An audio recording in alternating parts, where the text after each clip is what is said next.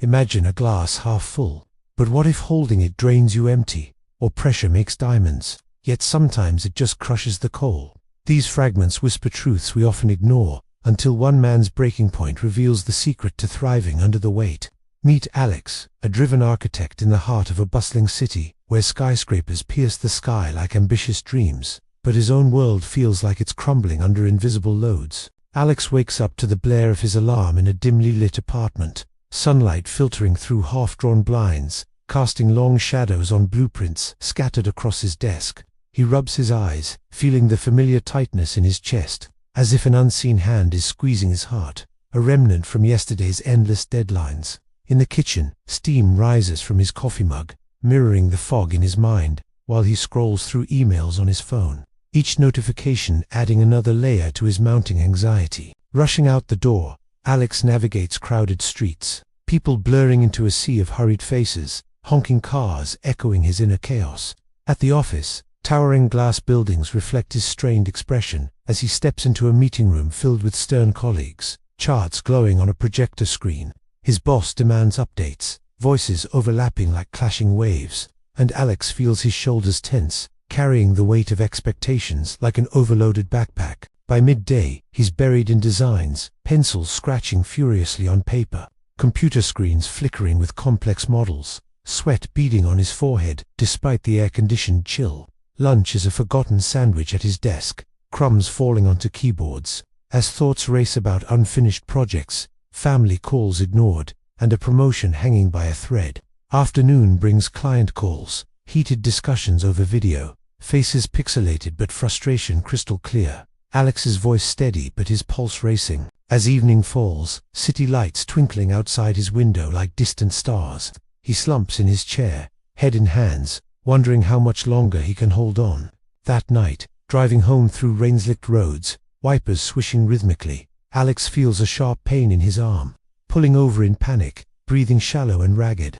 In the emergency room, sterile white walls and beeping machines surround him, a doctor explaining it's stress-induced, not a heart attack, but a warning sign nonetheless. Lying on the crisp hospital bed, IV drip humming softly, Alex stares at the ceiling tiles, realizing his life has become a constant grip on pressures he can't release.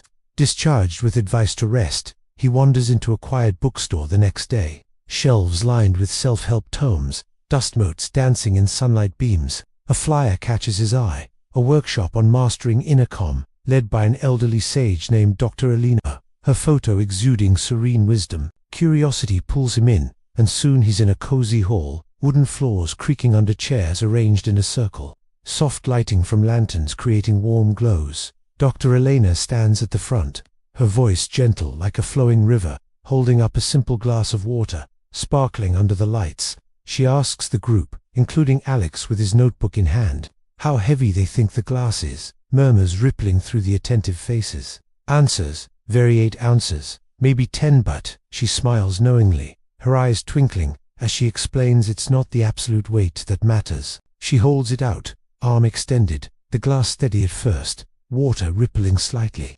demonstrating how brief holds are harmless. Minutes pass, her arm begins to tremble, muscles straining visibly, the glass now a burden as fatigue sets in.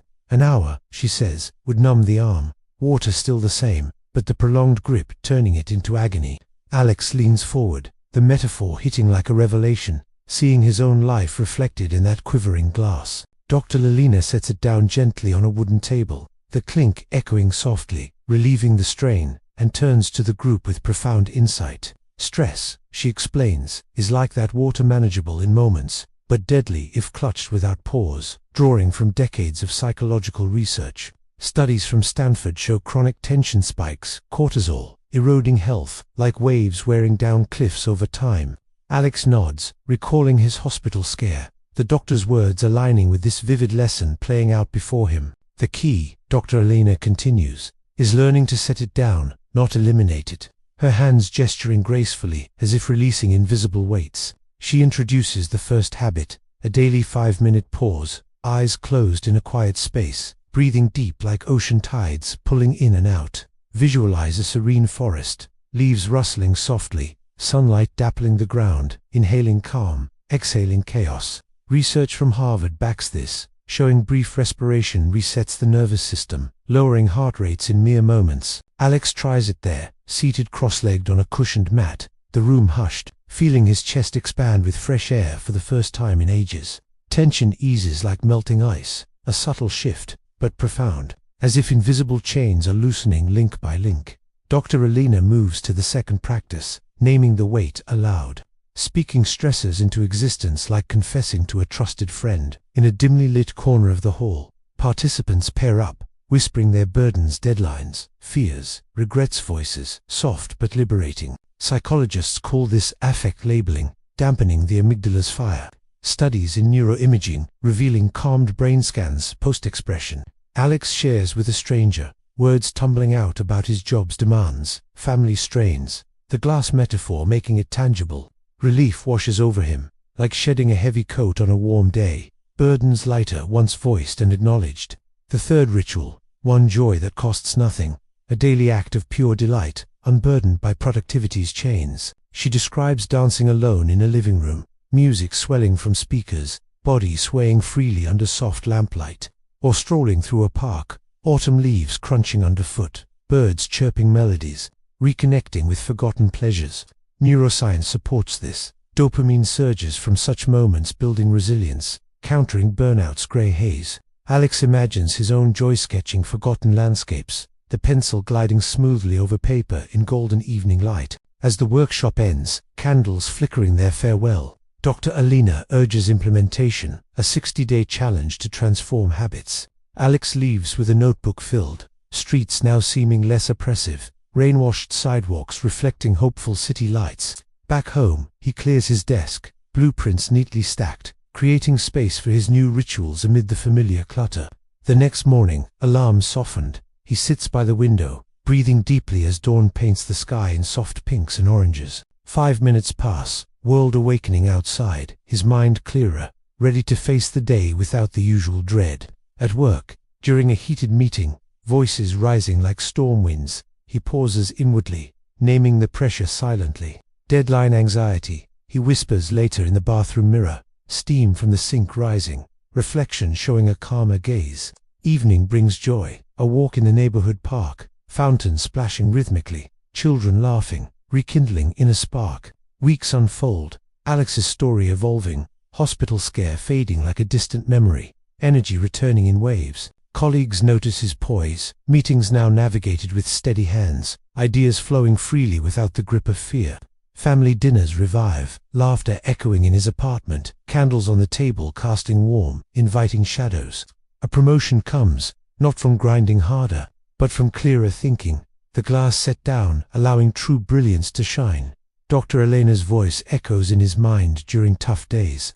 The workshop hall vivid in memory, her wisdom a guiding light.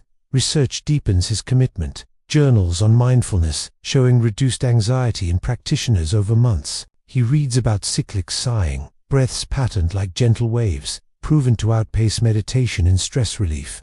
Affect labeling studies from UCLA illuminate how words tame emotions, brain activity quieting like a storm subsiding. Joy activities, per positive psychology, build emotional buffers, happiness compounding like interest in a savings account.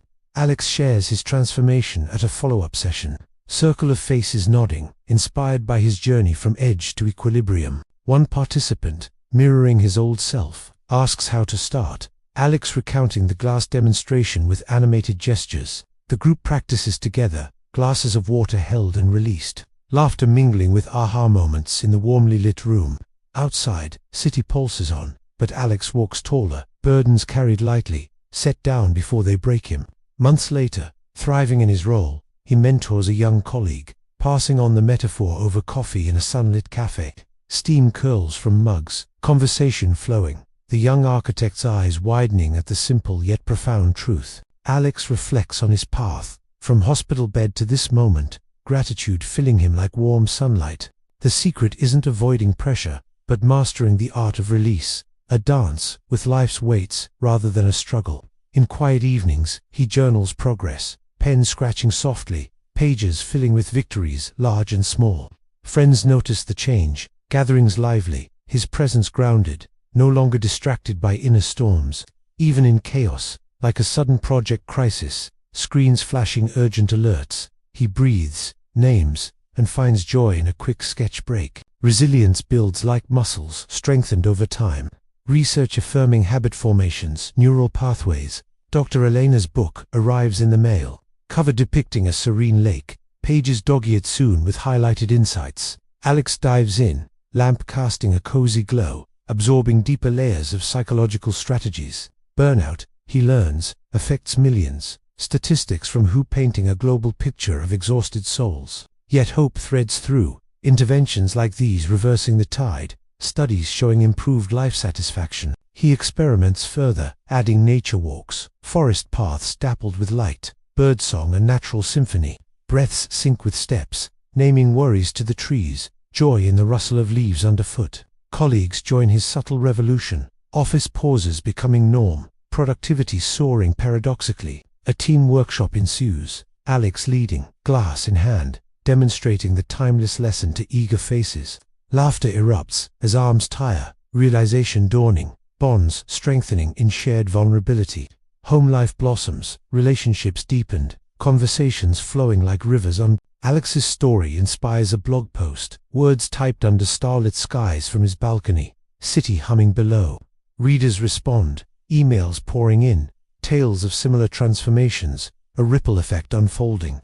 He attends conferences, stages lit brightly, sharing the narrative to audiences hanging on every word. Visual aids project the glass metaphor, slides transitioning smoothly, evoking nods and notes. Backstage, he breathes his ritual, naming nerves, finding joy in a quiet moment of gratitude. Life's pressures persist, but Alex holds them briefly, setting down with grace, thriving in the balance. The truncated proverbs complete themselves. A glass half full, held wisely, nourishes without overwhelming. Pressure makes diamonds when released at the right moments, polishing rather than pulverizing.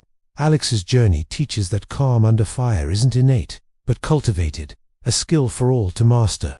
In the end, as seasons change, leaves turning gold outside his window, he knows peace is possible. And if this resonates, subscribe to DeepMind Portal for more stories that unlock the mind's hidden strengths.